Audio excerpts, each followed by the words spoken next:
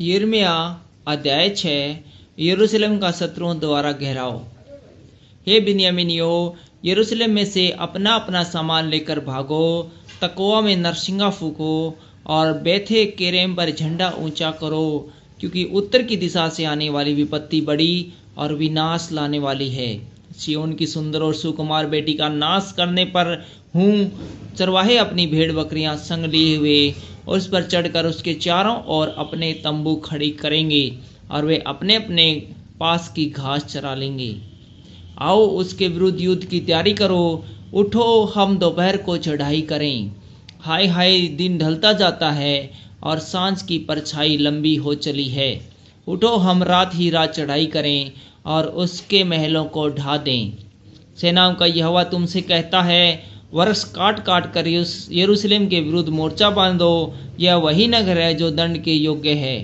उसमें अंधेर ही अंधेर भरा हुआ है। जैसा कुएं में से नित्य नया जल निकला करता है, वैसे ही इस नगर में से नित्य नई बुराई निकलती है।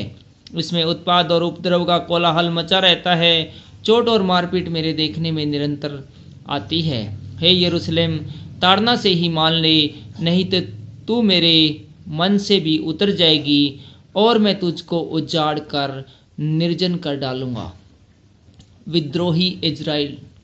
सेनाओं का यहोवा यूं कहता है, इजराइल के सब बचे हुए दाखलता के समान ढूंढ कर तोड़े जाएंगे।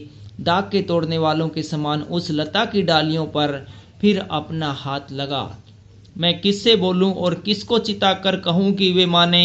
देख, ये ऊंचा सुनते, वे ध्यान भी नहीं दे सकते। देख, यहोवा के वचन की वे निंदा करते और उसे नहीं चाहते हैं। इस कारण यहोवा का कोप मेरे मन में भर गया है। मैं उसे रोकते रोकते उकता गया हूँ। बाजारों में बच्चों पर और जवानों की सभाओं में भी उसे उंडेल दें, क्योंकि पति पत्नी के साथ और अधेड़ बूढ़े के साथ पकड़ा जाएगा। उन लोगों के घर और खेत और स्त्रियां सब दूसरों की हो जाएंगी, क्योंकि मैं इस देश की रहने वालों पर हाथ बढ़ाऊंगा। यहोवा की यही वाणी है, क्योंकि उनमें छोटे से लेकर बड़े तक सब के सब लालची है। और क्या भविष्यवक्ता, क्या याजक, सब के सब छल से काम करते हैं। वे शांति है, शांति है ऐसा कह कह कर मेरी प्रजा के घाव को ऊपर ही ऊपर चंगा करते, परंतु शांति कुछ भी नहीं। क्या वे कभी अपने घृणित कामों के कारण लज्जित हुए? नहीं, वे कुछ भी लज्जित नहीं हुए। वे लज्जित होना ही नहीं जानते। इस कारण जब और लोग नीचे गिरे तब वे भी गिरेंगे, और जब मैं उनको दंड देने लगूंगा तब वे ठोकर खाकर गिरेंगे। यहोवा का यही वचन है। परमेश्वर के मार्ग को त्याग देना। यहोवा यूं भी कहता है, सड़कों पर खड़े होकर देखो और पूछो कि प्राचीन काल का अच्छा मार्ग कौन सा है, उसी में चलो और तुम अपने अपने मन में चैन पाओगे। पर उन्होंने कहा, हम उस पर न चलेंगे। मैंने तुम्हारे लिए पहरुआ बिठाकर कहा, नरसिंगे का शब्द ध्यान से सुनना, पर उन्होंने कहा, हम न सुनेंगे।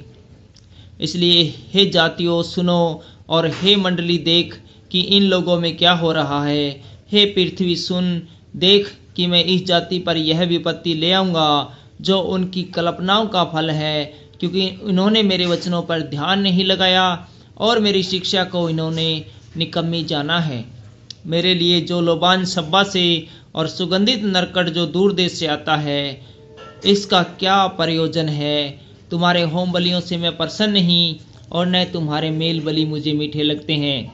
इस कारण यहोवा ने यूँ कहा है, देखो, मैं इस प्रजा के आगे ठोकर रखूँगा, और बाप और बेटा, पड़ोसी और मित्र सब के सब ठोकर खाकर नाश होंगे। उत्तर दिशा से आक्रमण। यहोवा यूं कहता है, देखो, उत्तर से वरन पृथ्वी की छोर से एक बड़ी जाति के लोग उस देश के विरोध में उबारे जाएंगे।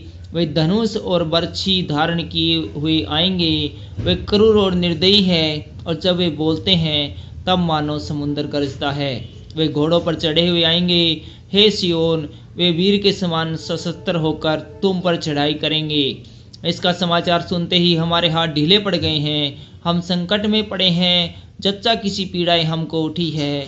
मैदान में मत निकलो, मार्ग में भी न चलो, क्योंकि वहाँ शत्रु की तलवार और चारों ओर भय दिखाई पड़ता है। हे मेरी प्रजा, कमर में टाट बांध और राख में लौट। जैसा इकलौते पुत्र के लिए विलाप होता है, वैसे ही बड़ा शोक में विलाप कर, क्योंकि नाश करने वाला हम पर अचानक आ पड़ेगा। मैंने इसलिए भी तुझे अपनी प्रजा के बीच गुम्मट और गढ़ ठहरा दिया कि तू उनकी चाल परखे और जान ले। वे सब बहुत ही हठी है, वे लुतराई करते फिरते हैं, उन सबों की चाल बिगड़ी है, वे नीरा तांबा और लोहा ही है। चौकनी जल गई, शीशा आग में जल गया, ढालने वाले ने व्यर्थ ही ढाला है, क्योंकि बुरे लोग नहीं निकाले गए। उनका नाम खोटी चांदी पड़ेगा, क्योंकि यहोवा ने उनको खोटा पाया है। Thank you.